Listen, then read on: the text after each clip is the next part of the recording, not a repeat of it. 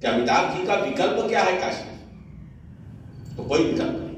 मुझे कहने में कोई मतलब हर्ज नहीं है कि कोई विकल्प नहीं। काशी की किसी भी विधा पर बात कर लीजिए, धर्म, अध्यात्म, साहित्य, संस्कृति, शिक्षा, पत्रकारिता, कोई भी क्षेत्र, अगर किसी एक व्यक्ति में कोई सामर्थ्य है आज की तारीख में काशी में, वो है अमिताभ भट्टाचार्य। और निश्चित रूप से आप सबका बड़ा सौभाग्य है कि आप सबको उनको सुनने का मौका मिलेगा आज के इस विषय पर कि भारतीय स्वतंत्रता आंदोलन में मंचस्थ कलाकारों के, मंचीय कलाकारों ने क्या योगदान दिया और किस तरह आजादी के आंदोलन में अपनी हिस्सेदारी की, इस चीज को बताएंगे। हमारे बीच में राष्ट्रीय स्वयंसेवक संघ के प्राण प्रचारक माननीय रमेश जी मौजूद है। यह संघ का एक अभिकल्पित कार्यक्रम है कि भारतीय स्वातंत्र के 75 वर्ष के अवसर पर राष्ट्रीय स्वयंसेवक संघ पूरे देश में लक्ष्मीबाई की जन्म तारीख 19 नवंबर से इस कार्यक्रम को प्रारंभ कर रहा है। 16 दिसंबर तक अनवरत रूप से देश के कोने कोने में यह कार्यक्रम विविध चर्चा सत्रों के माध्यम से समाज के विविध वर्गों के बीच में इस बात को प्रसारित करने के लिए किया जा रहा है कि भारतीय स्वातंत्र की अस्मिता और भारतीय स्वातंत्र की कीमत को हम समझ सके कि हमने किस बलिदान को देने के बाद भारत की स्वतंत्रता को कितना, कैसे और कब तक के लिए प्राप्त किया। कहना बहुत आसान है कि आजादी है, पूरी आजादी नहीं है, चौथाई आजादी है, अब तक नहीं मिली। ये तो 1947 से लोग कहते चले आते, जिन्होंने आंदोलन में सहभागिता की थी। जब वो ये बात कहते हैं तो ये बात गले उतरती है कि जरूर कोई न कोई बात होगी जो इनके दिल में खटक रही है, जो भारतीय स्वतंत्रता के बाद, भारतीय स्वातंत्र मिलने के बाद भी इस स्वतंत्रता को आधी अधूरी आजादी कहते हैं। लेकिन जब कुछ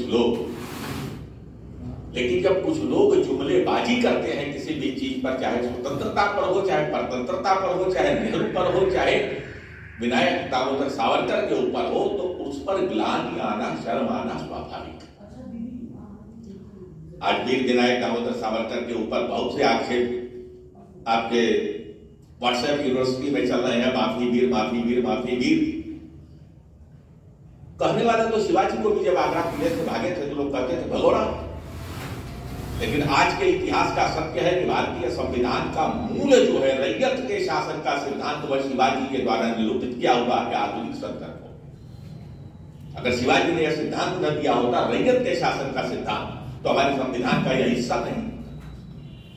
तो किसी चीज को, किसी काल की किसी परिस्थिति का पूरा विश्लेषण किए बगैर किसी को कुछ भी कह देना उतना ही गलत होगा जितना अपने आप को सबसे सही मानते।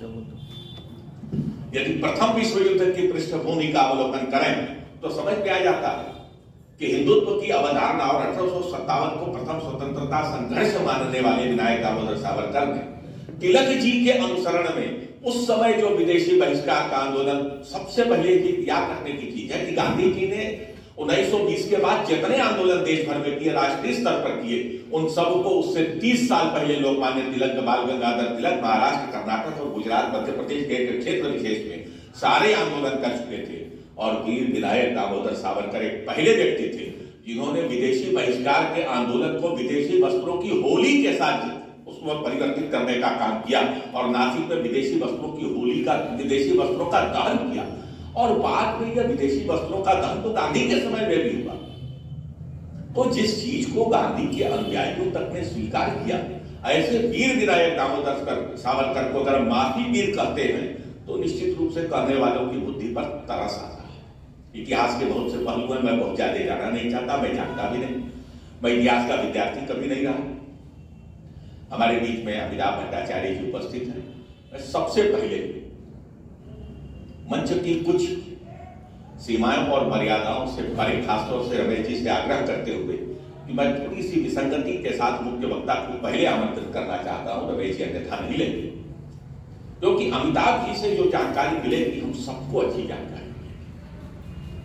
तो मैं सबसे पहले अमिताभ जी से आग्रह करता हूं कि वे समय का ख्याल रखते हुए आज के विषय भारतीय स्वतंत्रता संग्राम में मंच कलाकारों की भूमिका एवं मंच के माध्यम से चेतना का संप्रसारण, इस विषय पर मार्गदर्शन करेंगे। देखिए, शब्दों का बोध कैसे होता है। जब संप्रसारण हुआ, देखा, मैंने पढ़ा, आपको लगा या तो विषय गलत है या तो मैं गलत हूं, मेरी सोच गलत है, मेरा ज्ञान गलत है, मेरी जानकारी गलत है। मैंने अमिताभ जी के ऊपर मुझे दिमाग में आ गया कि संप्रसारण शब्द का ज्ञान दर्शन अमिताभ जी ने दिया होगा। मैंने उनसे यही सबसे पहले सवाल पूछा कि संप्रेषण सही होगा या संप्रसारण सही? तो जब तक आप में जिज्ञासा नहीं होगी आप कुछ नहीं कर सकते। अगर मैं भी जिज्ञासा नहीं करता, मैं कह देता गलत लिखा है, अपने दिमाग बैठा लेता गलत लिखा है, तो मैं भी उस ज्ञान से अभिषिक्त नहीं हो पाता जो मुझे आज मिला। इन्होंने कहा कि परस्पर वैयक्तिक एक दूसरे को हम किसी प्रकार की चीजें देते हैं तो संप्रेषण होता है। लेकिन जब वाइडर में हम उस चीज का प्रसारित करने का काम करते थे तो प्रसारित ऑटोमेटिकली वही सब करेंगे, तो उसमें सब प्रसारण। तो ऐसी बहुत सी चीजें हैं जो हमको सीखने को मिल सकती हैं। अब अमिताभ जी डीवाईटी के भी संरक्षक हैं, मार्गदर्शक हैं। दूसरे अर्थों में मार्गदर्शक मत कीजिएगा, हमारे यहाँ वाकई मार्गदर्शक है। तो मैं अमिताभ जी से आग्रह करूंगा कि वहीं से हम सबका सभागार में उपस्थित लोगों का मार्गदर्शन करेंगे, ज्ञानवर्धन करेंगे। श्री अमिताभ जी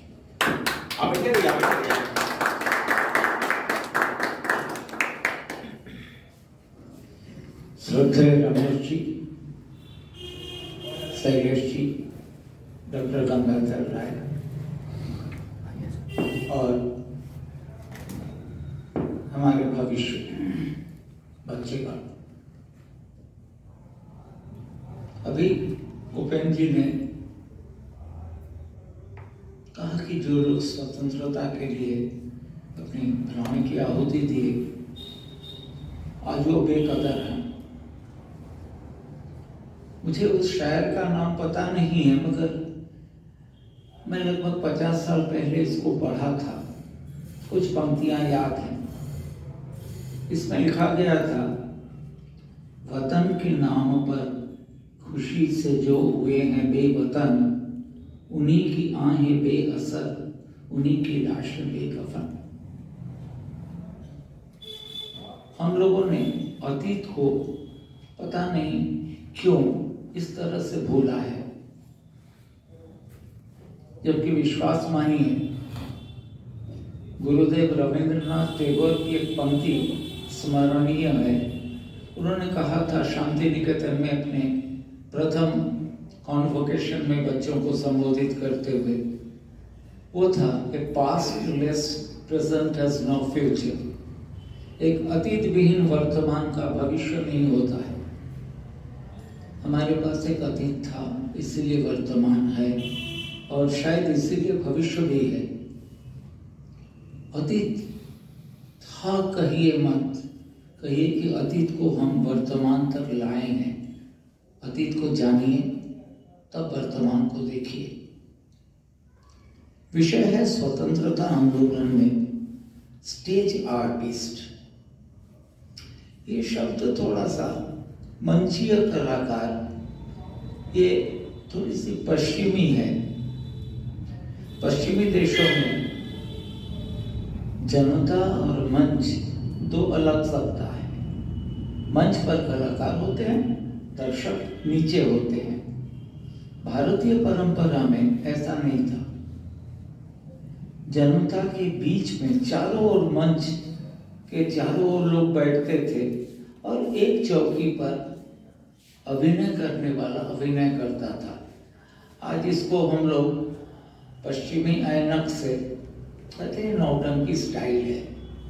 नौटंकी में ऐसा होता है, ऐसा नहीं है। रसेनियम लेस चारों ओर मंच में अभिनय करना कठिन है।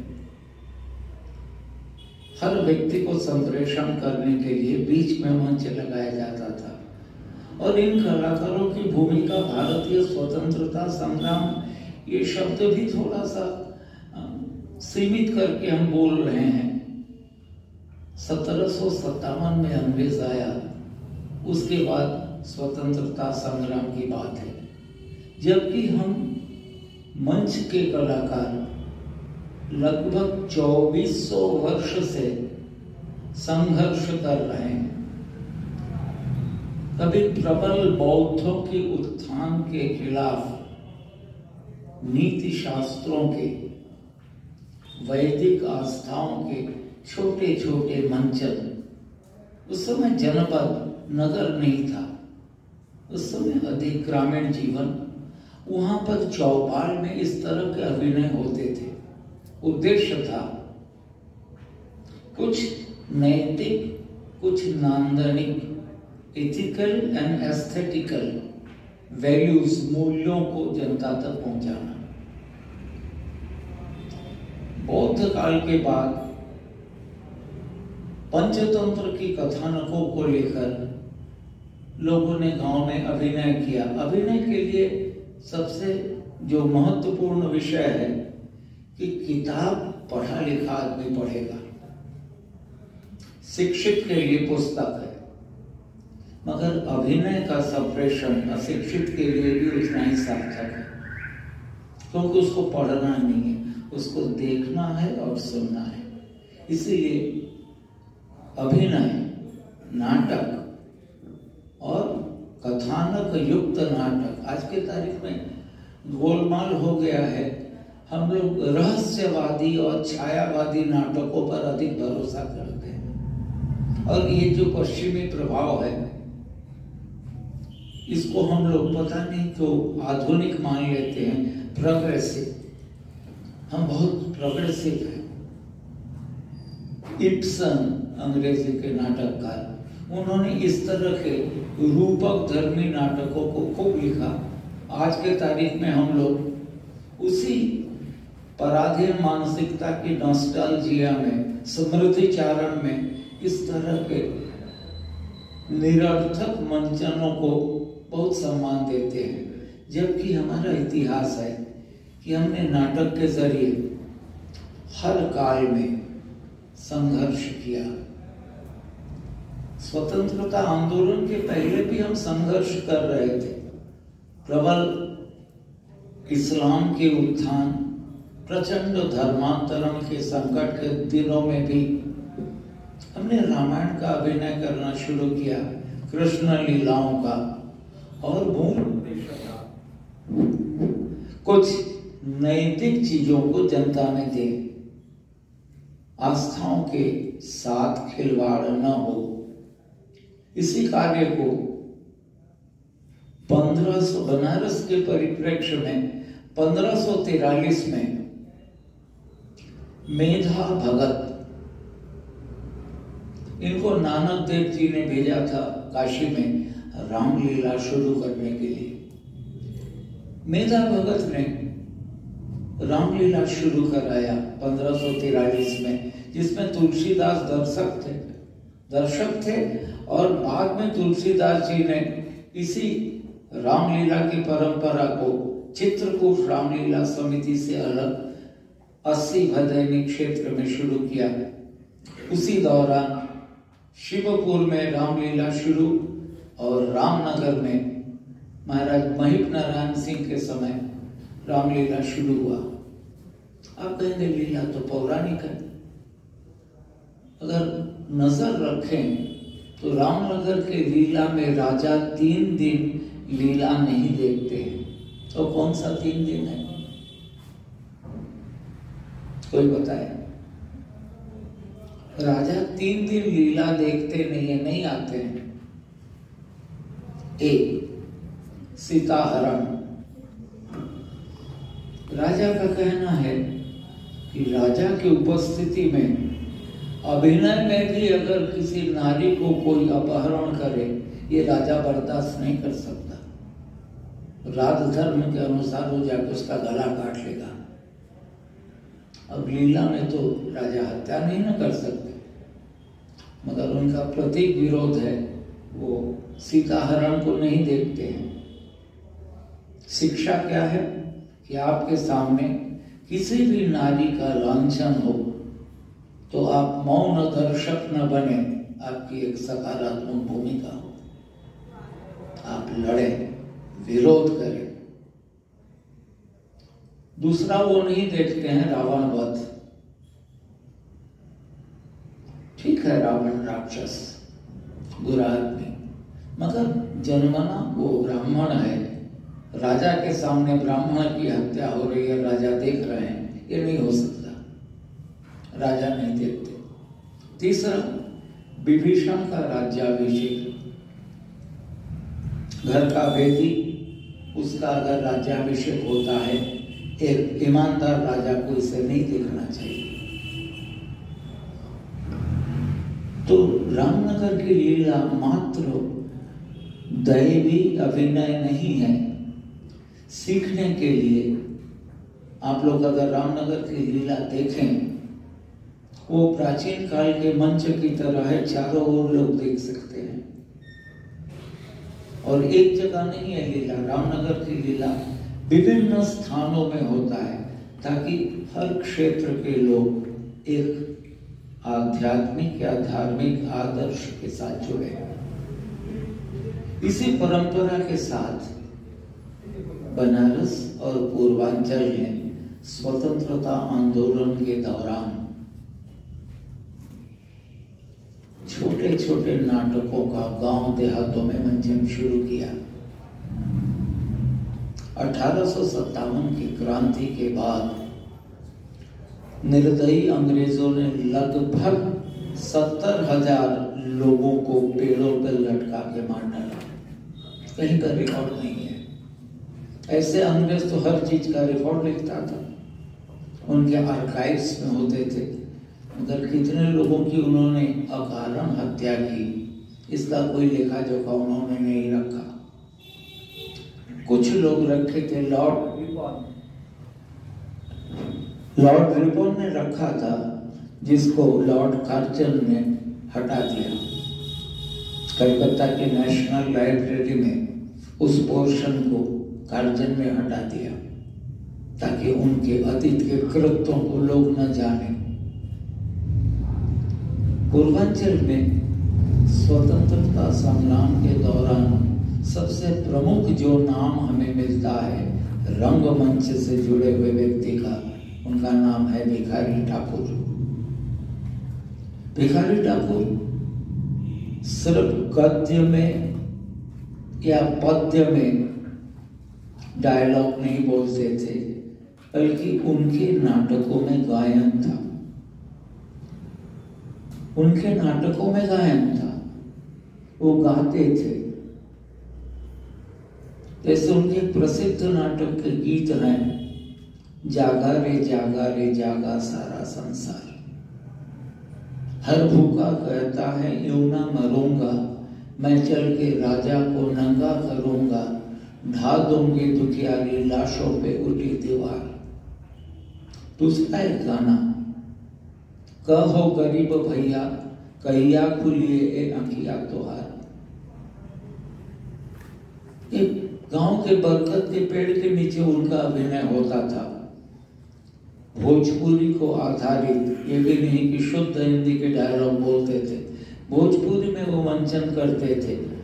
और लगभग आधा पश्चिमी बिहार और संपूर्ण पूर्वी उत्तर प्रदेश में भिखारी ठाकुर एक चिरकालीन श्रेष्ठ मंच निदेशक, अभिनेता, गायक के रूप में स्थापित है। ऐसे बनारस में गायन पद्धति लोक गायन के पद्धति के नाम पर मशहूर है बिरहा।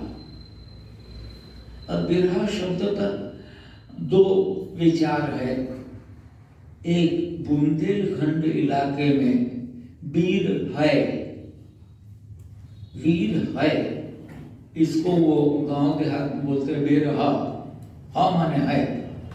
और पूर्वी उत्तर प्रदेश के कुछ इलाके में विरह गीत को बिरहा कहा जाता है, मगर मूल है ये एक एकल गायन अभिनय की कला, जिसमें समकाल की घटनाओं को वो संप्रेषित करता है। मुझे अपने बचपन के दिन याद हैं, एक बिरहा गायक हुआ करते थे, हीरा साहब, हीरालाल यादव। मैं 1957-58 उसमें स्कूल स्टूडेंट, मैंने उनका एक गायन सुना था जो समकाल को नैरेट कर रहा है। वो पद था, जौवन बापू का कहनवा पूरा होत बा, गांव गांव में ऐलस बिजली भयल रेडियो गाना, टेलीफोन से सबकर बतिया दिल्ली भयल रवाना। सामान्य जन जो विद्यालय के दरवाजा नहीं देखे हैं उनको भी समकाल से परिचय कराने की कला। बनारस में संस्कृत नाटकों में भी ये काम हुआ। स्वतंत्रता के दौरान कुछ यहाँ के प्रकांड विद्वान संस्कृत के कुछ नाटकों को 1887 में महामहोपाध्याय उपाधि अंग्रेजों ने देना शुरू किया। विक्टोरिया के शासन के 50 वर्ष पूर्ति के उपलक्ष्य में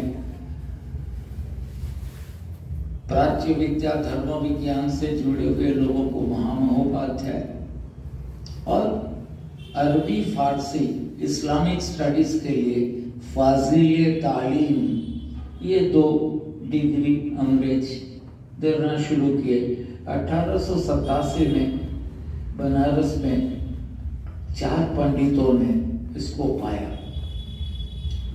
महामहोपाध्याय राजेश्वर शास्त्री द्रविड़ के पिता लक्ष्मण शास्त्री द्रविड़,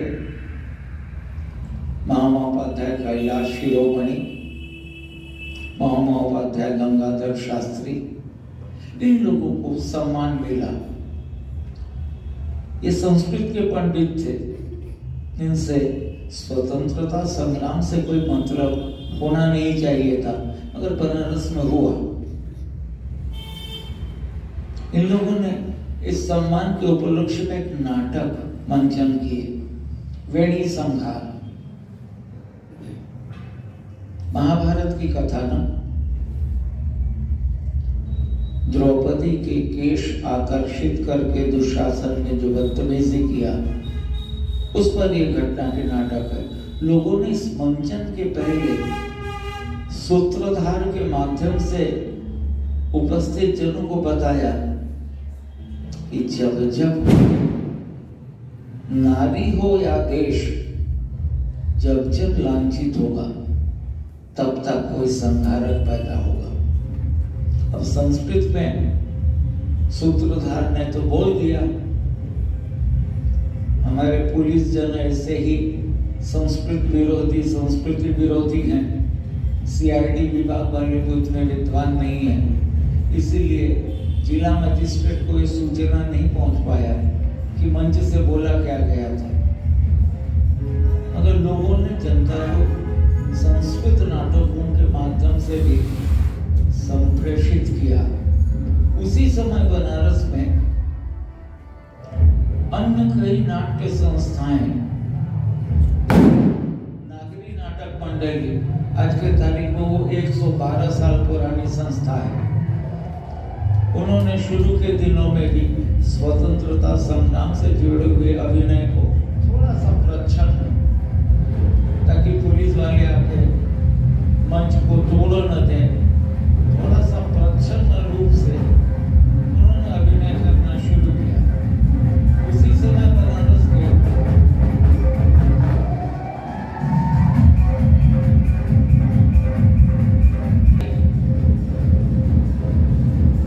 कलाकारों ने, मराठी एवं बंगला के कलाकारों ने 1912-13 के बाद से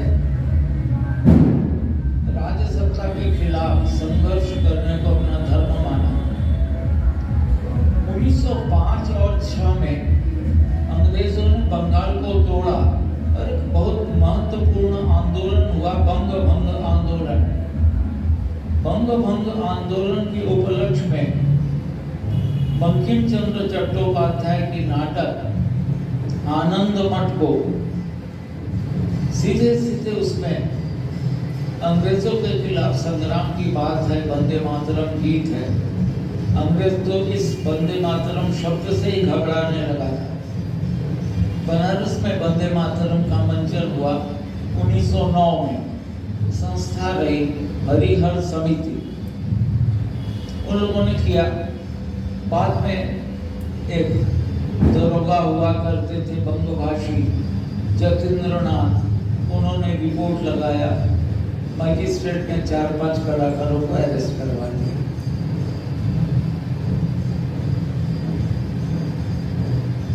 बनारस में हमको ये मिलता है। हम सिर्फ उत्तर प्रदेश में देखेंगे तो ये प्रयास उतना नहीं था जितना होना चाहिए था। जबकि थोड़ा सा बृहत्तर भारत की ओर देखें तो बंगाल में लोक गायक मुकुंद दास, चारण कवि मुकुंद दास, लालन फकीर जैसे कलाकार जो अपने 4-5 साथियों की टीम को लेकर गांव में पैदल घूमते थे। एक दिन में लगभग 30 से 35 किलोमीटर उन लोग यात्रा तय करते थे। वो गायन के पद के माध्यम से अभिनय करते थे। इसमें एक प्रख्यात गायन है। तिलक महाराज जी ने सोचा था कि अगर अंग्रेज को भगाना है तो उसके मैनचेस्टर बिल के प्रोडक्शन बंद हो, भारत में विदेशी सामान न आए।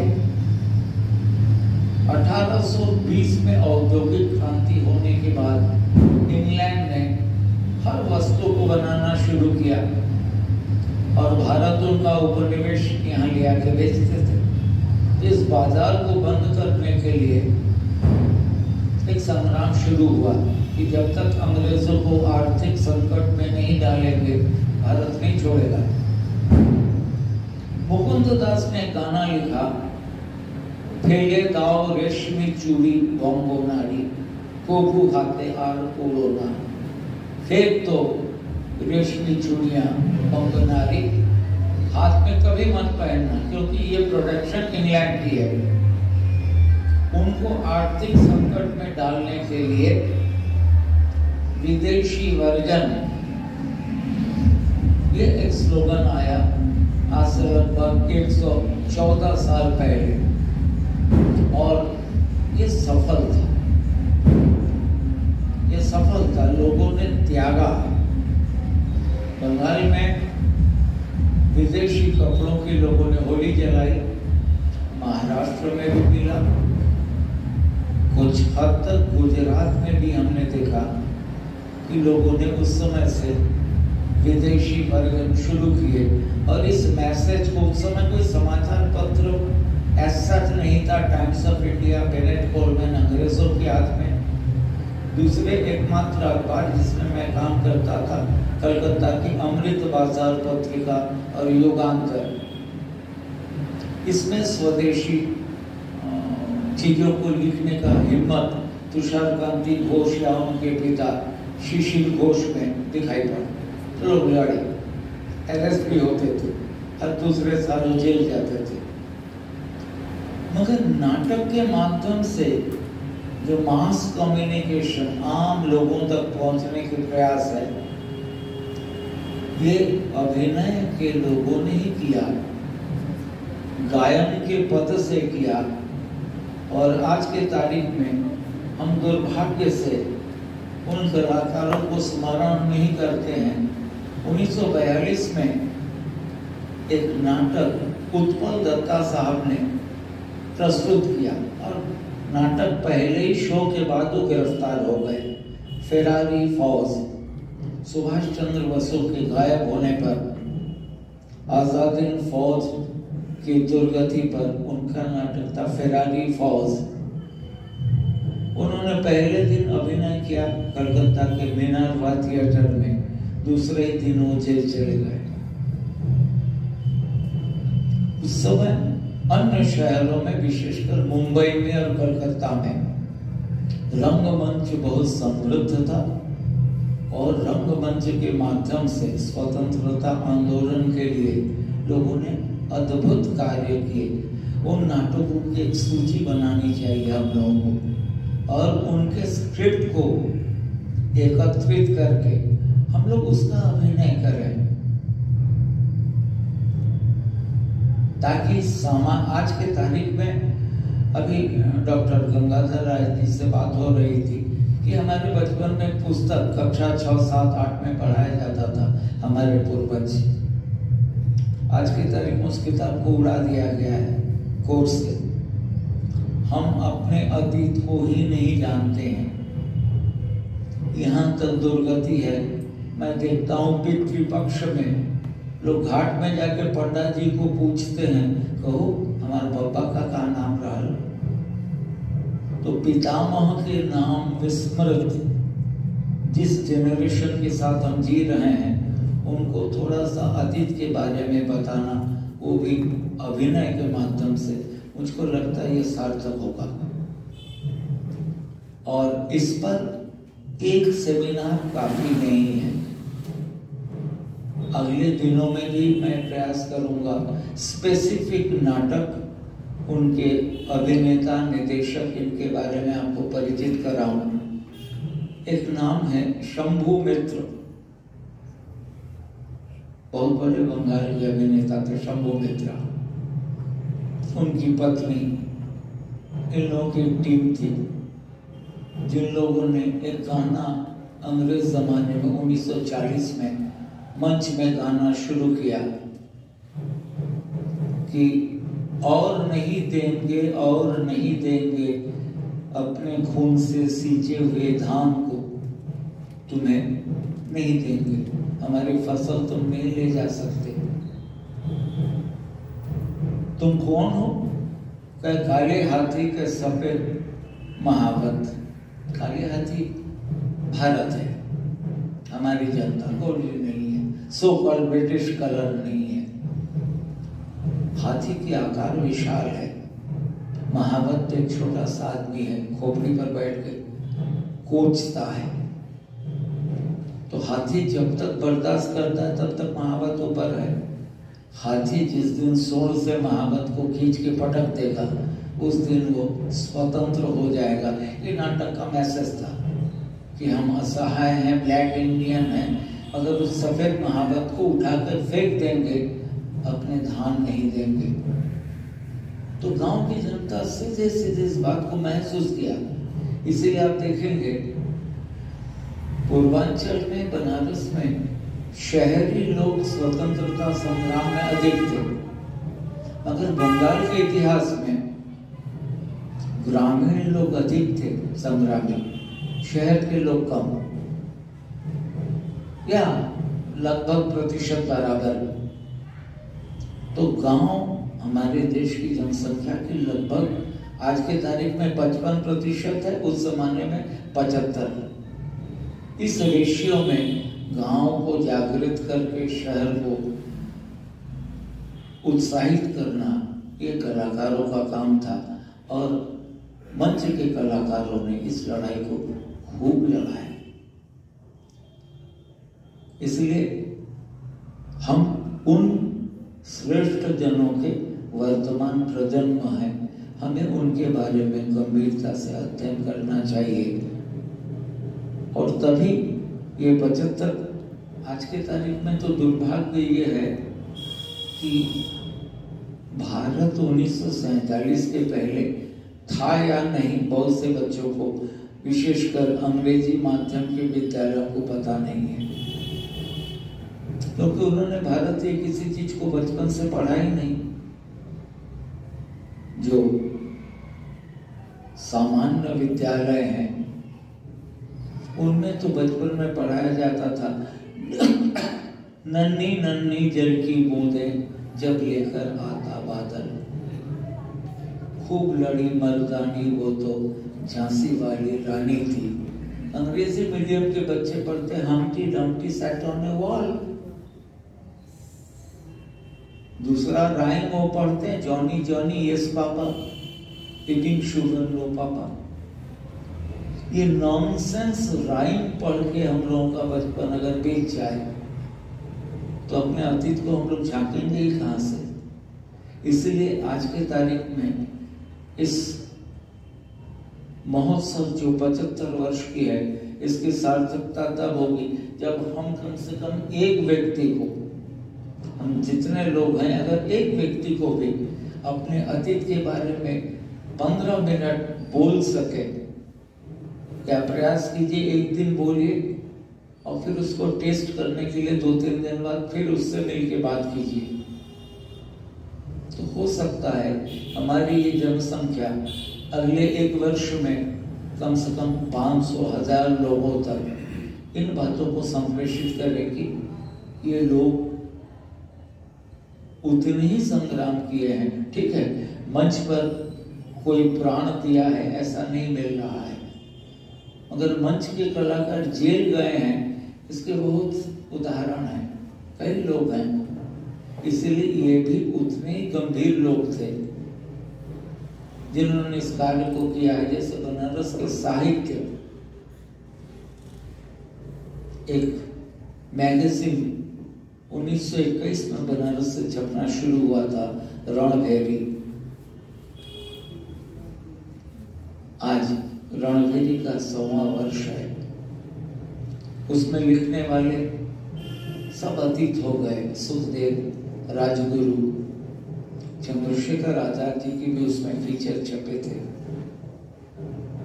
अगर उन लोग अब हमारे लिए, बहुत से लोग रामघाट में रहते हैं, उनको पता नहीं है सुखदेव जी का घर या राजगुरु जी का घर कहाँ था। उस गली का नाम किसी सेठ जी के नाम पर रख दिया गया है। तो स्वतंत्रता के बाद भी इन लोगों को न्याय नहीं मिला था। तो ठीक है, अब हम न्याय उन्हें नहीं दिला सकते, मगर हम एक काम कर सकते हैं, ऐसा अन्याय दोबारा न हो इसके लिए वातावरण हम बनाएंगे। यही हमारी उनके प्रति श्रद्धांजलि होगी। कोई प्रश्न हो तो पूछिए।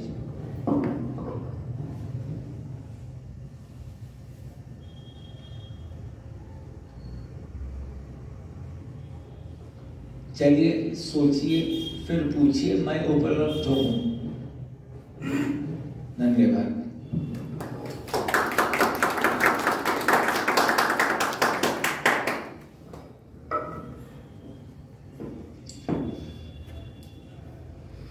अमिताभ दा, आपको धन्यवाद। धन्यवाद कहना, धन्यवाद शब्द को सम्मान देना, तो आपको सम्मान देना है। इन्होंने अभी जो दो बातें कही, तो कलाकार के बारे में एक, मैं संस्कृत नाटकों की समीक्षा पढ़ रहा था पश्चिम उत्तर प्रदेश, दिल्ली, हरियाणा और राजस्थान के संदर्भ में। तो उसमें एक व्यक्ति था, मैं नाम विस्मृत कर रहा हूं क्योंकि उसको पढ़े हुए कई साल हो गए।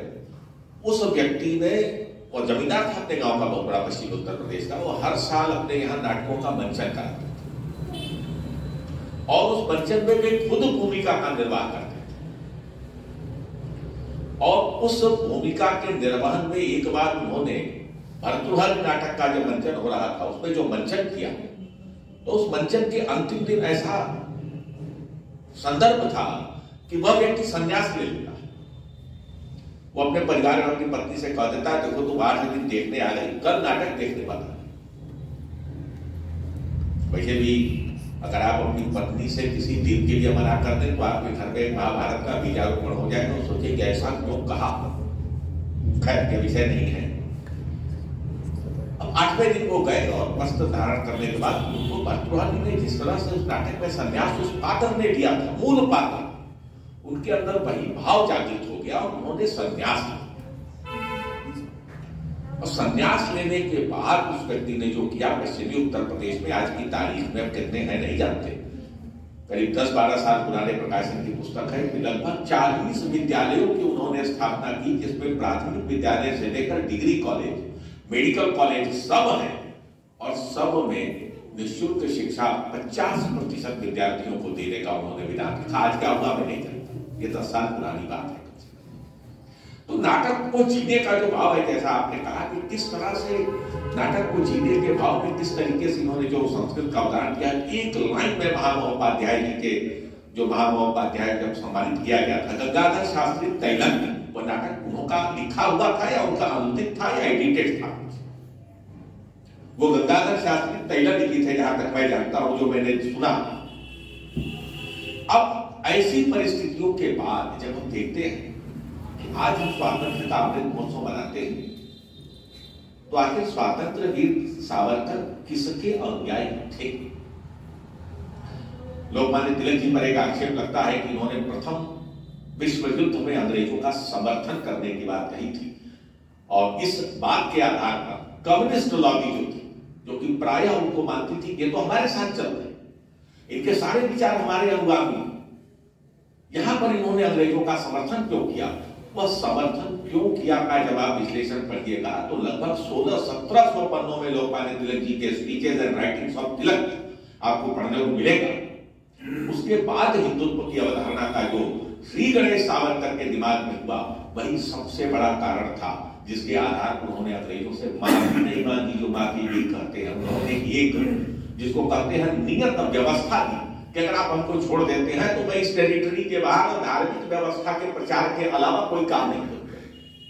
कोई माफी नहीं मांगी थी, लेकिन जब माफी गिर कहने वाले हैं तो आप कह सकते हैं। राष्ट्रीय स्वयंसेवक संघ ने 1925 में अपने स्थापना के बाद से हिंदुस्तान में जिस प्रकार से हिंदुत्व के रक्षण, संरक्षण और विधिवत उत्कर्ष के लिए प्रयास किया, आज की तारीख में यह एकमात्र अकेला विश्वव्यापी हिंदू संगठन है जिसकी 150 से ज्यादा अनुषंगिक संगठन है। कुछ राष्ट्रीय स्तर के हैं, कुछ क्षेत्रीय स्तर के। यह हमारा सौभाग्य है कि आज हमारे बीच काशी प्रांत के प्रचारक महोदय बैठे हैं, और ये मेरा सौभाग्य है कि डॉक्टर साहब को छोड़कर गुरु जी गोलवलकर की उंगली पकड़कर चला हूं और आदरणीय मोहन राव भागवत जी से आमने सामने बैठकर प्रत्यक्ष संवाद करने का मौका मिला है। यह मेरा भाग्य है।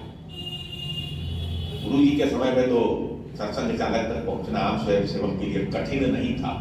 नागपुर में नीति जी उस समय मुख्य शिक्षक हुआ करते थे उस शाखा के, और हम लोगों के मतलब मराठी संस्कृति में जो यह तिलगुड़ समारोह जो होता है संक्रांति के समय, वो रथ सप्तमी तक चलता है।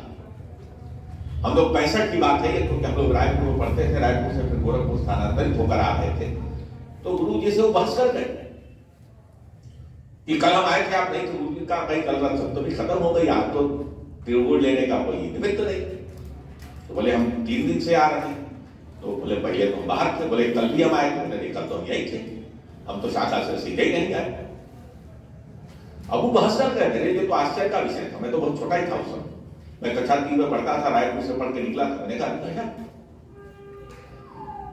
इस कदर उनका आपस में संवाद हुआ कि गुरु जी को आबा थत्थे जी को बुलाकर पूछना पड़ा कि अरे भाई कल तो मैं शाखा से सीधे यहीं आया था, ये कह रहा है बार बार मैं आया था, आप नहीं मिले, आखिर मैं गया कहां? तो आबा थत्थे जी ने उनको बताया कि किसी का फोन आया था, फोन लेने के लिए अंदर गए थे, वहीं से भोजन करने चले गए थे, उसी बीच ही आए। तो यह जो प्रत्यक्ष संवाद की गतिशीलता उस समय थी, आज तो नहीं। लेकिन आज भी जो कुछ है वह भी अन्यत्र नहीं। आज हमारे भी रमेश जी उपस्थित हैं। मैं चाहूंगा कि संघ के आदर्श के अनुरूप आज की ऐसी व्यवस्थाओं के मापदंड और मानदंड के संदर्भों में अपनी बात रखेंगे और विषय पर हमारा मार्गदर्शन करेंगे आदरणीय रमेश जी। आप भी वहीं से बोले कोई विचार?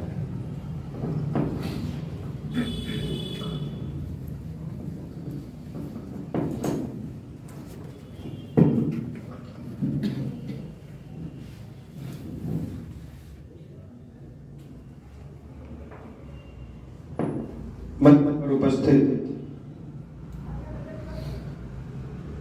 सम्माननीय भट्टाचार्य जी, आज के कार्यक्रम के अध्यक्ष जी, बहुत ही कुशलतापूर्वक संचालन के माध्यम से विषय को स्पष्ट करते हुए वर्तमान प्रासंगिक विषय की ओर हम सबका ध्यान कराने वाले, अपने कला के माध्यम से और अपनी कुशलता के माध्यम से बनारस के अंदर बाहर भी हजारों लोगों को प्रेरणा देने वाले ऐसे आदरणीय सहस्त्रबुद्धे जी, कार्यक्रम में उपस्थित बहनें एवं भाइयों,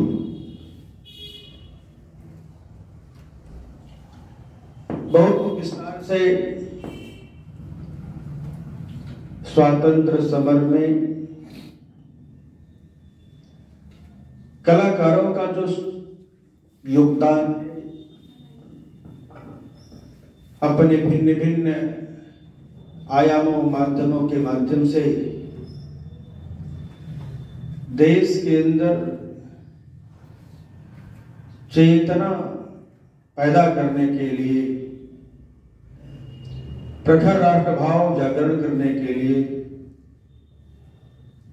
जन जन में देशभक्ति के प्रखर भाव को उत्पन्न करने के लिए कलाकारों ने कलाकृतियों के माध्यम से भिन्न भिन्न प्रकार से समाज के अंदर कैसे जागरण किया, बहुत ही विस्तार से अपने इस कार्यक्रम के मुख्य वक्ता जी ने हम सबके समक्ष सारा विषय रखा है। आदरणीय सहस्त्रबुद्धे जी ने मुझसे अपेक्षा किया है, संदर्भ में राष्ट्रीय स्वयंसेवक संघ के संदर्भ के उल्लेख करते हुए आज के इस विषय को स्पष्ट करने के लिए मुझसे अपेक्षा किया है।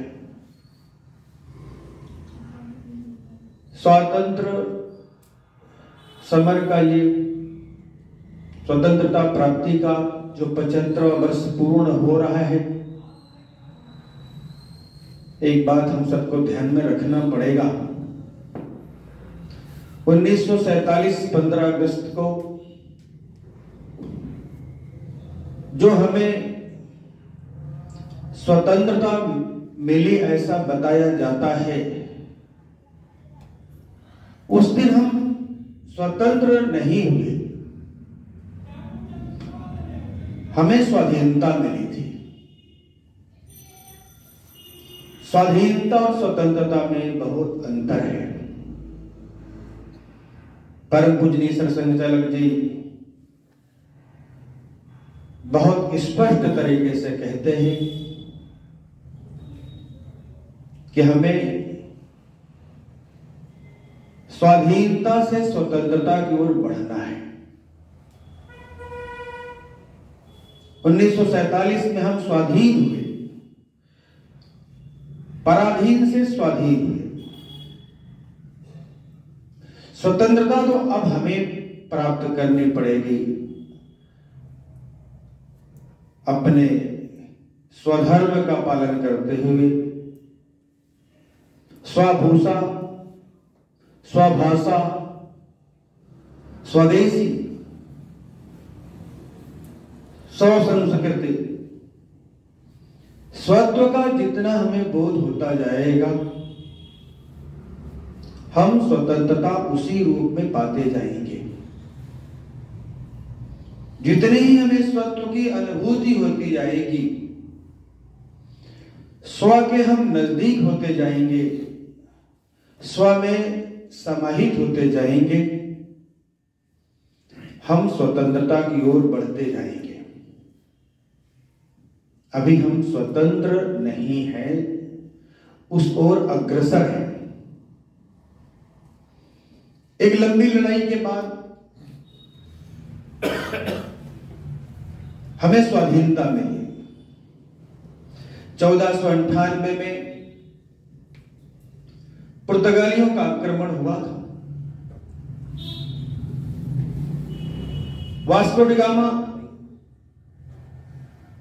के द्वारा भी बताया जाता है, इतिहास में पढ़ाया जाता है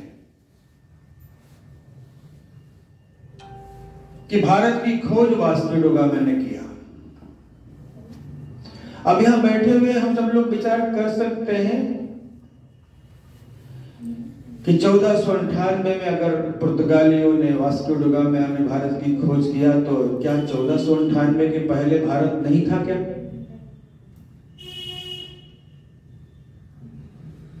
एक लंबा हमारा इतिहास है, एक लंबा हमारा कालखंड है। यह देश तो अजन्मा है, कालजयी है। यह देश हिंदुस्तान मृत्युंजय है। जिसका जन्म होता है वही मरता है। भारत का जन्म ही नहीं हुआ है तो मरेगा कैसे? भारत अमर है, भारत सृष्टि के साथ जिसकी रचना हुई हो वो भारत है। ये ईश्वर प्रदत्त इसकी रचना है। इसलिए एक बात और हमें ध्यान में रखना पड़ेगा, जब हम भारत के उस संघर्ष पूर्ण इतिहास का अध्ययन करेंगे, ये बात हमें जरूर पता चलेगी कि भारत कभी भी पूर्ण रूपेण पराधीन नहीं था। भारत का पूरा भूभाग कभी भी किसी ने अपने अधीन नहीं किया। आज तक कभी किसी में सामर्थ्य ही नहीं जो संपूर्ण भारत को जीत सके। कोई न कोई कोना, कोई न कोई भाग, कोई न कोई क्षेत्र वह जीत नहीं पाए। इसलिए भारत के लोग, भारत में रहने वाले लोगों ने कभी भी गुलामी स्वीकार नहीं की। कभी हमने पूर्णतः पराधीनता स्वीकार नहीं की। गुलाम तो वो होते हैं जो गुलामी स्वीकार करते हैं। हमने तो संघर्ष किया, हर मोर्चे पर संघर्ष किया, पग पग पर संघर्ष किया, पल पल संघर्ष किया। कोई क्षण नहीं, कोई कण नहीं जिस क्षण जिस कण हमने संघर्ष नहीं किया। यह संघर्ष का इतिहास संपूर्ण दुनिया में कहीं देखने को मिलता है तो वह देश भारत है। इसलिए भारत की जो संस्कृति है अपराजेय है, कालजयी है।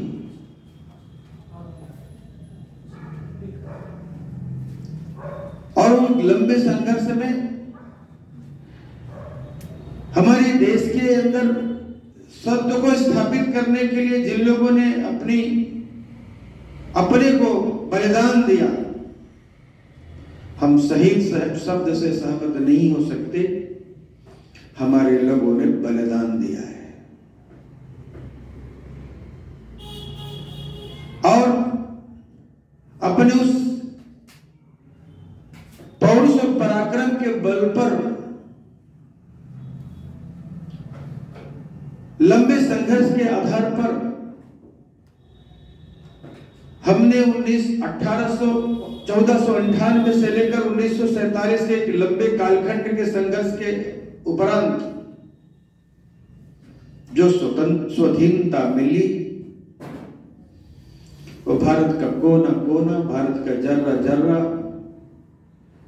भारत का हर गांव, अटक से कटक तक, कश्मीर से कन्याकुमारी तक, हर कोना भारत के लिए संघर्ष किया।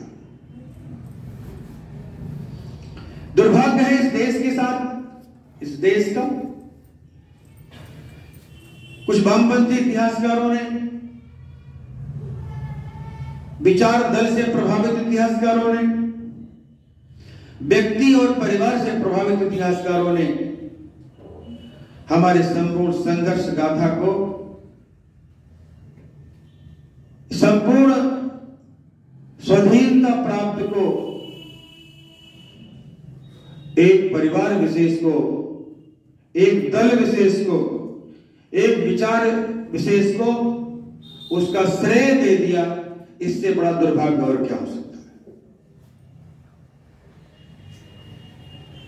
और हम कहते भी हैं, गिरी हुड़ सकेवन टूटते थे भूमि पर, हारते थे हौसले पंचनद के तीर पर, पता नहीं कहां हमें अतीत में समा गए, काल के प्रवाह में निज को वे मिटा गए, भव्य दिव्य लक्ष्य की प्राप्त ही विराम है, प्राप्त ही विराम है। सारे युग काल खंडों के संघर्ष में हम कभी कहीं आंशिक रूप से परास्त हुए होंगे, लेकिन हम कभी पराजित नहीं हुए। ऐसा हमारा गौरव गाथा, संघर्ष गाथा, जहां एक सामान्य परिवार में जन्म लेने वाली, महल की चाकरी करने वाली,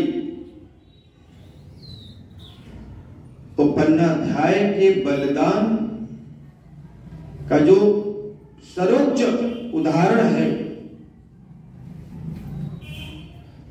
जो इतिहास में वो पन्नाध्याय के बलिदान को स्थान मिलना चाहिए,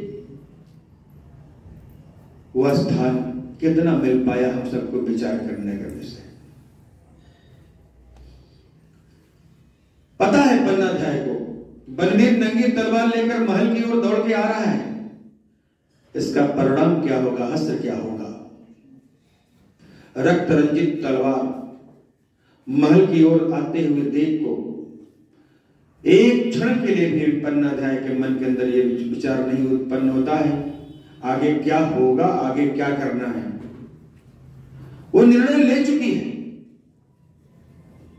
युवराज उदय की रक्षा करना उसका नैतिक कर्तव्य था, राजधर्म था। मेवाड़ की रक्षा करना उसका परम कर्तव्य था, भले ही अपने प्रिय पुत्र चंदन को उस बिस्तर पर लिटाना पड़े, वह लिटा करके वह ऐसा अनुपम और अनोखा अपने जीवन का उदाहरण प्रस्तुत करती है।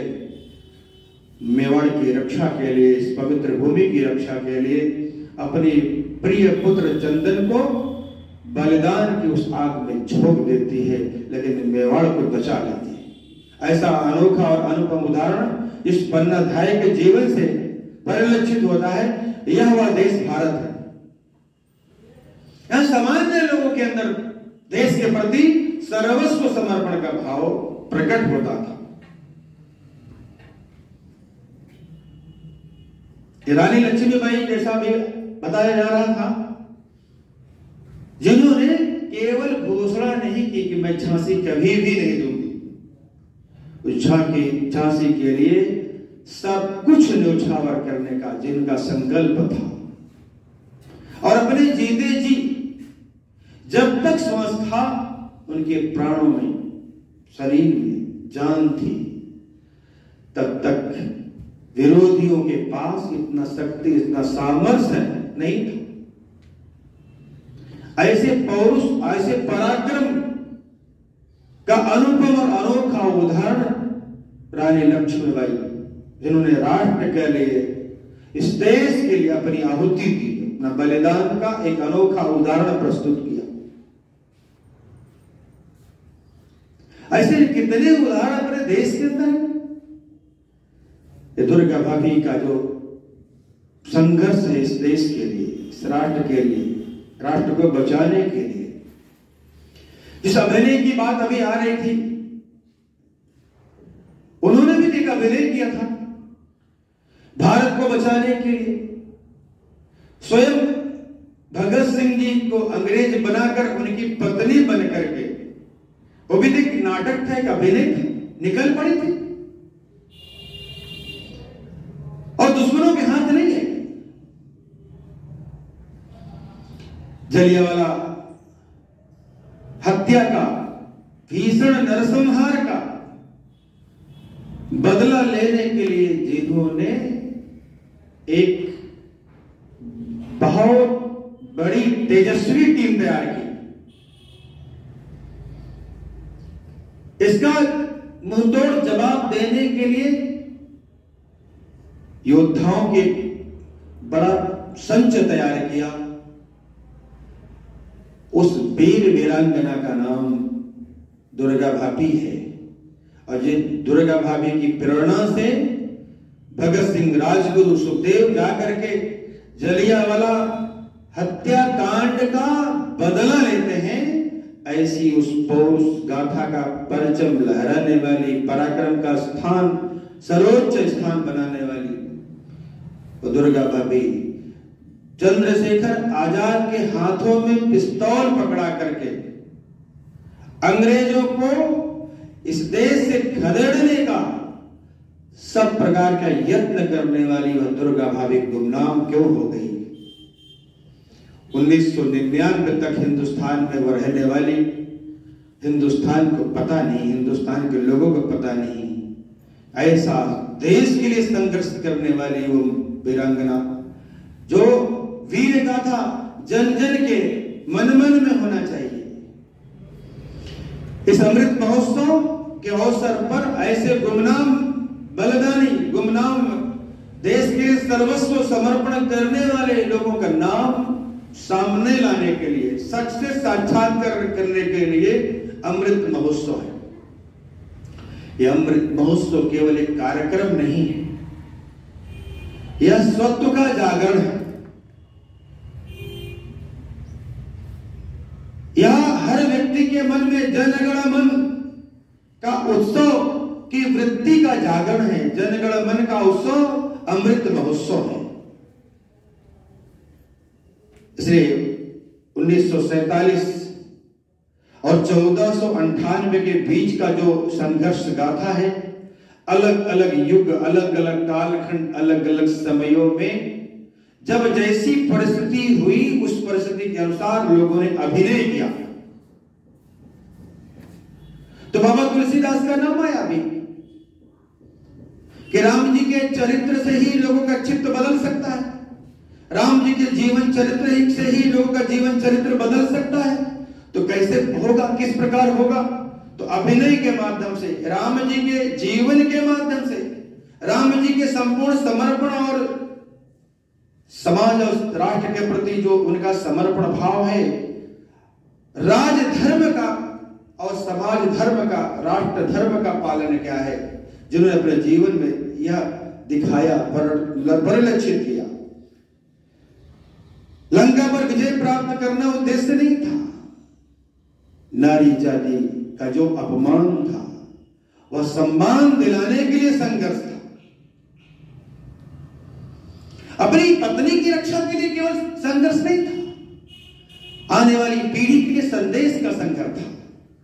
आने वाले युग, आने वाले कालखंड में इस प्रकार की पुनरावृत्ति ना हो सके, इसके लिए उनका संघर्ष था।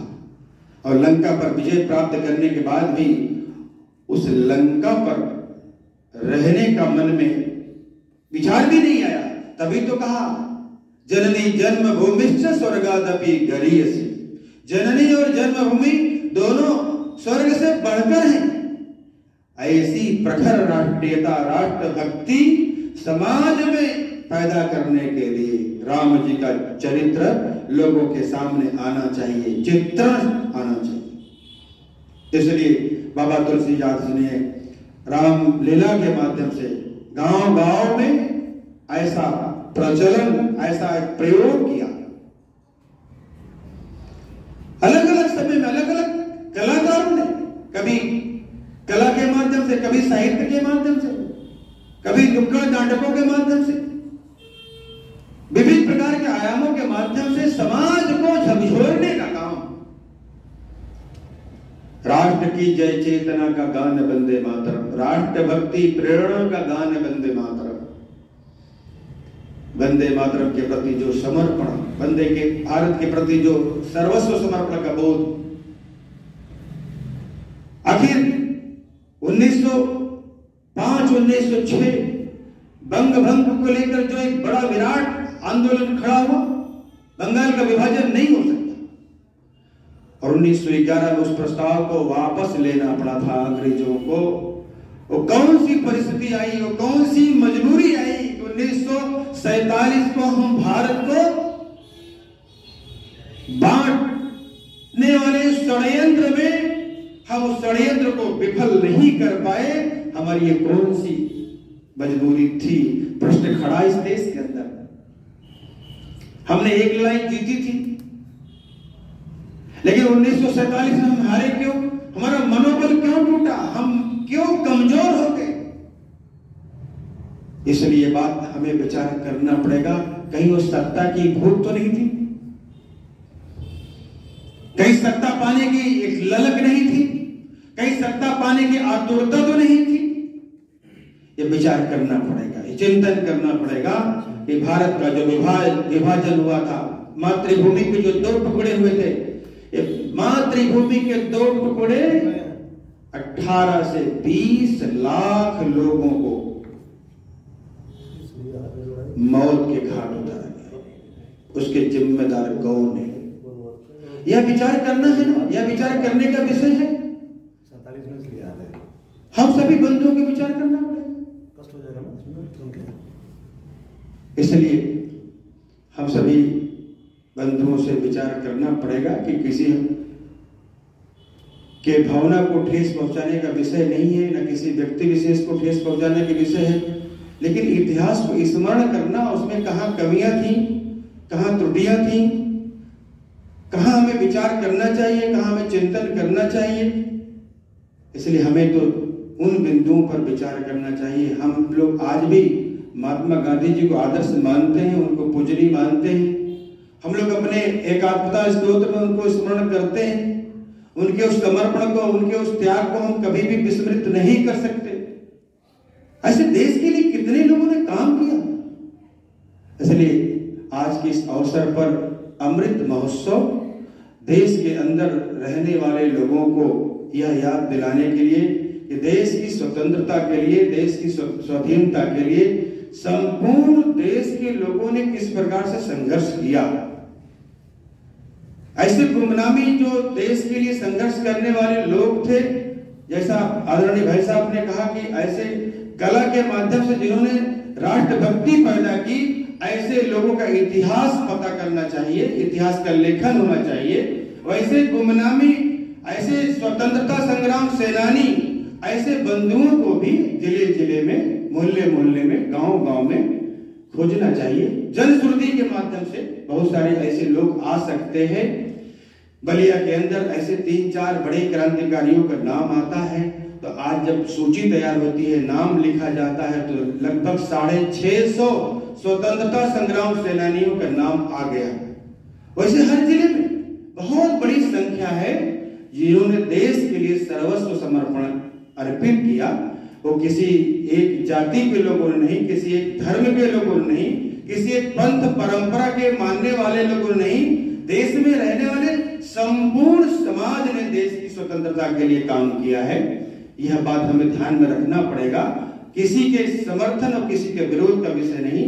संपूर्ण देश कैसे इस देश की स्वतंत्रता के लिए काम किया, इस देश की स्वाधीनता के लिए कैसे काम किया, अमृत महोत्सव के माध्यम से हम सभी लोग उनके बलिदान को, उनके समर्पण को हम याद करें, ताकि आने वाली पीढ़ी के अंदर राष्ट्र के प्रति चेतना जागृत हो सके। हम कभी परतंत्र न हो, ऐसे अपने नई पीढ़ी के मन के अंदर देशभक्ति का भाव, देश के प्रति सर्वस्व समर्पण का भाव हम उत्पन्न कर सकें। शायद अमृत महोत्सव आयोजन के पीछे यही भाव है और उसके पीछे यही संदेश है। इतना कहकर मैं अपनी वाणी को विराम देता हूं। धन्यवाद रमेश जी। आपने अभी एक बात कही कि स्वाधीनता से स्वराज्य की ओर, स्वराज्य से स्वराज्य की ओर। हमारे यहां एक मंत्र है, वैदिक मंत्र है, पूजन में प्रयोग किया जाता है और उसी से पुष्पार्चन करने की परंपरा थी, जिसमें स्वराज्य, स्वराज्य, वैराज्य, सारी चीजों के बारे में संदर्भ है। वैदिक मंत्र उसकी व्याख्या भी आगे है। उन सारी चीजों को अगर हम देखें तो हमारे राज्य का लोकतंत्र, हमारे राज्य व्यवस्था में अनादिकाल से लोकतंत्र मूलभूत तत्व रहा है और राज्य निष्ठा के बाद भी व्यक्ति निष्ठा का साम्राज्य कभी नहीं रहा। मैं आपको 2 संदर्भ देकर अध्यक्ष की ओर ले जाना चाहूंगा। एक संदर्भ रामायण काल का। कल्पना कीजिए कि पूरी राज्य सभा निर्धारित करती है कि राम का कल राज्याभिषेक होगा। पूरी राज्य सभा तय करती है और कैकेयी को भवन में जाती है और उनके लिए वनवास मांगती है।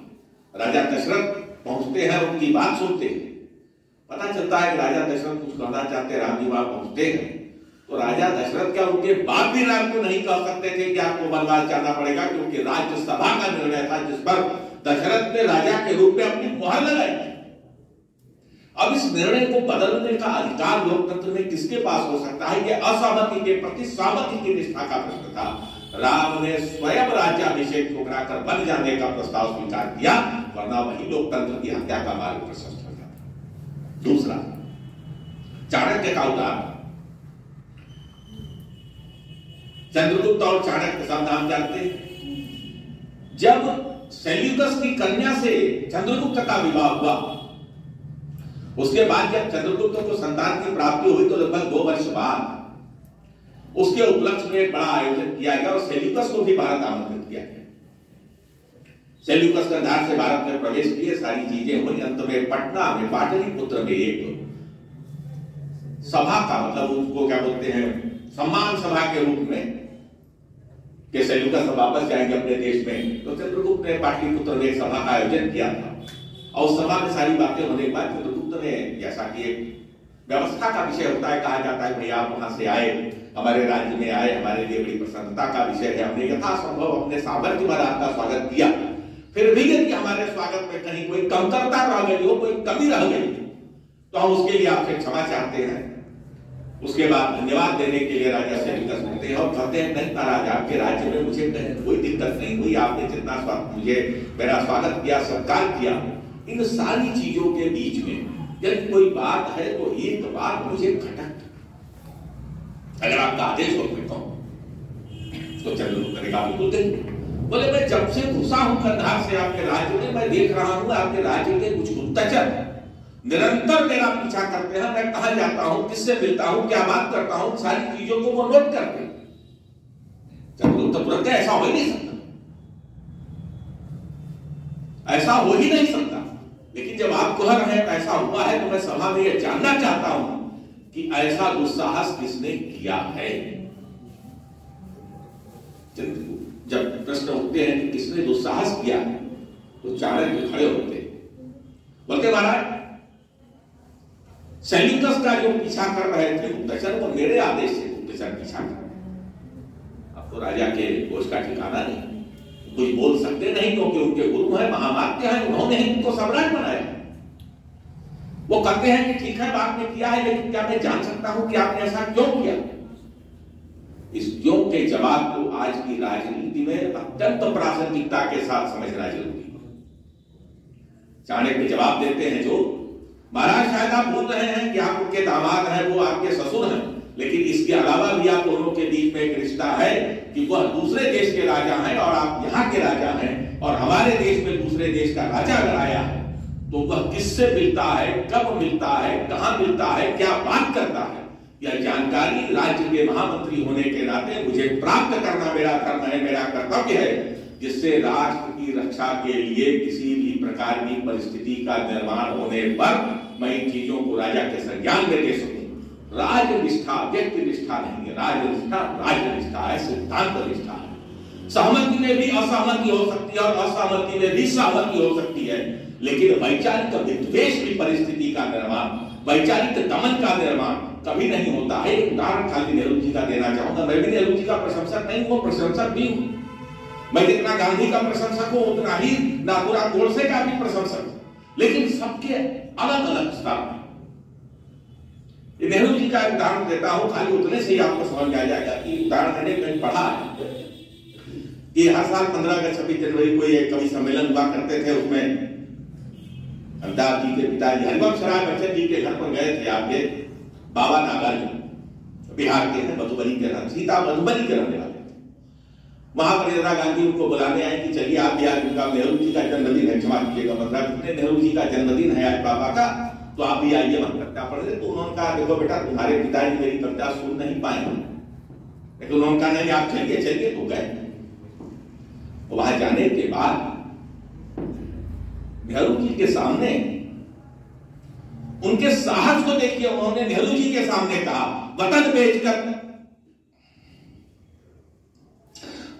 बेचकर पंडित नेहरू फूले नहीं समाते हैं, फिर भी गांधी की समाधि पर झुक झुक शीश नवाते। और नेहरू जी ने सुना। जितना बाबा नागार्जुन के कहने का साहस है, उतना ही नेहरू जी के सुनने का धैर्य है। यह धैर्य हमारे लोकतंत्र की मर्यादा निर्धारित करता है। यह लोकतंत्र का आदर्श है, यह लोकतंत्र की निष्ठा है, यह लोकतंत्र की नींव है, और हमें इस नींव को बचाते हुए इस देश को स्वाधीनता से स्वराज्य की ओर, स्वराज्य की ओर ले जाने का प्रयास करना चाहिए। तो आज की गोष्ठी को मैं हमारे जो माननीय अध्यक्ष जी अध्यक्षता कर रहे हैं, मैं उनसे आशीर्वचन के रूप में मार्गदर्शन लेना चाहूंगा। माननीय शैलेश जी आपके सामने अपनी बात रखेंगे। इसी के साथ, इसी के बाद यह कार्यक्रम एक और चरण आगे बढ़ चुका होगा। माननीय शैलेश, धन्यवाद। मुझे सभी आदरणीय गुरुओं को प्रणाम करता हूँ और यहाँ मौजूद सभी भाइयों और बहनों का अभिनंदन करता हूँ। आज की इस सभा के माध्यम से हमारे जो सीनियर्स लोग बैठे थे, उनके माध्यम से बहुत ही एक अवेयरनेस, एक जानकारी, एक बहुत बड़ी गूढ़ जानकारी जानने को मिली, जिसके बारे में हम लोग जानते हैं। मैं भी बचपन से सुनता आ रहा था। मेरे पिताजी जैसे बिरहा की बात हुई, एक बिरहा सुनता था मैं, लोग कहते थे शास्त्री जिन दिया जमीनिया गजब पड़ी हो राम गजब पड़ी, शास्त्री जिन दिया जमीनिया गजब पड़ी। तो कहीं ना कहीं एक माध्यम था ये, जो हम लोगों ने अभी ये आज की जो परिचर्चा है, कहीं ना कहीं माध्यम है कि हमारा जो हर वर्ग है, चाहे वो गायन के माध्यम से, चाहे अभिनय के माध्यम से, हमेशा अपने स्वराज्य के प्रति या एक जागरूकता समाज में फैली रही। आज के जो वर्तमान परिप्रेक्ष्य है, उसमें जैसा सर ने बताया कि हम लोग की किताब चलती थी, हमारे पूर्वज, तो ऐसा प्रयास होगा हम लोगों का भी शिक्षा जगत से जुड़ा होने पे कि हम लोग भी अपनी जो जड़ें हैं उनको पकड़ कर चलें, और जो हमारे जो नए बच्चे हैं उनको ये जागरूक करने का प्रयास करें कि हम लोग कितने रिच कल्चर से या कितनी महान संस्कृति से बिलोंग करते हैं, और हम लोग के अंदर जो खून है वो उनके अंदर बलिदान की भावना कहाँ तक भरी हुई है, और हम लोग भी उन्हीं बलिदानियों के अग्रज हैं, वंशज हैं, जिन्होंने इतने महान कृत्य किए हैं। तो एक बार मैं फिर पुनः धन्यवाद देता हूँ अमिताभ जी का और सर का। धन्यवाद। और ज्यादा समय न लेते हुए मैं यही वाणी को विराम देता हूँ, क्योंकि इस बारे में अभी बहुत कुछ जानना है हमें। धन्यवाद शैलेश। आज के इस कार्यक्रम में जैसा कि कलाकारों के साथ एक कार्यक्रम करने की योजना की बहुत दिन से चल रही थी, विचार चल रहा था, और इस दृष्टि से एक आकस्मिकता के साथ एक कार्यक्रम को संयोजित करने की जो परिस्थिति आई, उसमें हम उतना नहीं कर पाए जितना हम कर सकते थे। इसके बावजूद आज के हमारे इस कार्यक्रम में अमिताभ भट्टाचार्य जी की उपस्थिति, अमिताभ दादा, उनका भट्टा पूरा नाम लेने में कई बार शर्म आती है, लेकिन औपचारिकताओं में कई बार पूरा नाम मुझसे निकल जाता है। अमिताभ दादा की उपस्थिति से मैं समझता हूँ बहुत सी चीजें सबको जानने का मौका मिला। आज के हमारे मुख्य अतिथि राष्ट्रीय स्वयंसेवक संघ के काशी प्रांत के प्रचार काशी हमारे बीच रमेश जी, इनका उद्बोधन मैंने एक बार रामनगर में सुना था पहली बार। महारानी बनारस महिला महाविद्यालय के कार्य से मैं किसी गया था, और वहीं के एक अध्यापिका के साथ मैं जब आगे गया, देखा यहाँ कुछ सजोज रहा है, मैंने पता किया यहाँ कार्यक्रम था, मैं कार्यक्रम में गया था, और जब नाम उसने लिखाया, मैंने कहा बनारस से आया हूँ, चौक भी गया, बनारस से इस कार्यक्रम के लिए आया, मैंने कहा आया था इसलिए कार्यक्रम में आ गया। तो वहां मैंने रमेश जी को सुना था, मुझे लगा कि इनको हमको सुनना चाहिए, हमारे बीच इनकी उपस्थिति होनी चाहिए। भारतीय स्वातंत्र का, भारतीय स्वाधीनता का या भारतीय स्वातंत्र का जो हम अमृत महोत्सव मना रहे हैं, या पूरा देश मना रहा है, यह शासकीय योजना भी है, यह सर्वसम्मत योजना मानी हो, क्योंकि शासन हमारे ही वोट से, हमारा वोट है या नहीं है ये मेरा विषय है। जिसके हाथ में शासन सूत्र है वो हमारा भी शासन है। इस असहमति में भी सहमति का भाव होना चाहिए, और जिन्होंने वोट देकर शासन को बनाया, उनकी सहमति में भी असहमति का भाव होना चाहिए, तभी हम लोकतंत्र को जिंदा रख सकते हैं। इन्हीं शब्दों के साथ आज मंच से जो चीजें हमारे बीच कलाकारों के संदर्भ में, अन्य विषयों में यह सारी चीजें आई हैं, मैं इन सबको पुनः मनपूर्वक अंतःकरण से स्वागत करते हुए धन्यवाद ज्ञापित करता हूं कि आपने अपना समय दिया और इस कार्यक्रम में आपकी सहभागिता हुई। कई बार ऐसा होता है कि कुछ शब्द, कुछ बातें, कुछ विचार किसी के विचारों के अनुरूप नहीं होते, लेकिन उसके बाद हमें धैर्य के साथ सुनना होगा। रमेश जी को स्मरण हो न हो, मुझे अच्छी तरह स्मरण है कि जब परम पूज्य गुरु जी ने सरसंघ चालक के रूप में बाला साहेब देवर जी का नाम प्रस्तावित किया था, तो संघ क्षेत्र में बहुत चर्चा का विषय था, खासतौर से उत्तर प्रदेश और बिहार में रहा होगा मेरे ख्याल से, कि गुरु जी ने भाऊराव देवरस की जगह बाला साहेब को क्यों बनाया। लेकिन गुरु जी ने ऐसा किया है तो किसी के मन में सवाल होने के बाद पूछने का साहस नहीं था। यह उस व्यक्ति के कार्य के प्रति निष्ठा का प्रश्न था, सम्मान का प्रश्न था। लेकिन यदि आपकी जिज्ञासा मर गई, यदि आपके अंदर की जिज्ञासा का भाव खत्म हो गया, तो आप मर गए। मैं गया था ग्वालियर में, हम लोग के कार्यक्रम के सिलसिले में मराठी भाषिकों का अगली बार की सम्मेलन होता था, ग्वालियर में होने वाला था। शंकर दयाल शर्मा जी उस वक्त भारत के उपराष्ट्रपति थे, उनका भाषण उसमें मुख्य अतिथि के रूप में होना था। उनके भाषण के सिलसिले में मुझे दिल्ली जाना था। मुझे पता चला कि आगरा में रज्जू भैया हैं। मैंने रज्जू भैया के सामने जब चर्चा हुई तो भैया सवाल रखा कि ऐसा क्यों? बोले सवाल तुम्हारे दिमाग में आया क्या? हमने कहा कई साल से सुन रहे हैं, लेकिन किसी के पास जवाब नहीं। सवाल सब उठाते थे। अब गुरु जी ने किया है तो कुछ तो सोचा होगा, बात तो सही है। हमारे बाप ने किया है तो कुछ तो सोचा होगा, मेरे दादा ने कहा है तो कुछ तो सोचा होगा। लेकिन क्या सोचा, क्या सोचा और क्या सोच कर दिया, इस बात का जवाब जब राजेंद्र सिंह जी ने मुझे दिया था, रज्जू भैया ने, तो मुझे लगा कि हाँ, किसी बात को जानने के लिए, समझने के लिए उस देश काल परिस्थिति का विचरण करना बहुत जरूरी होता है।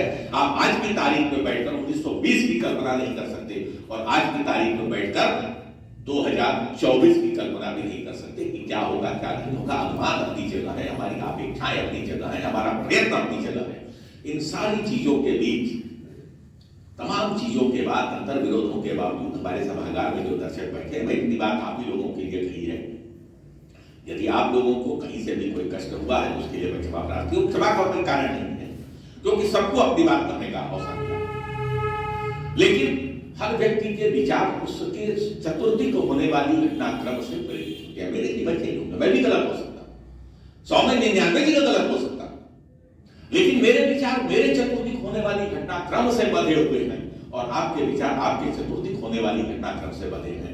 जिसने 3 दिन तक खाना न खाया, वह पानीपत की हार का अगर आकलन करे तो समझ में आता है कि लड़ाई में सैनिक कैसे लड़े होंगे।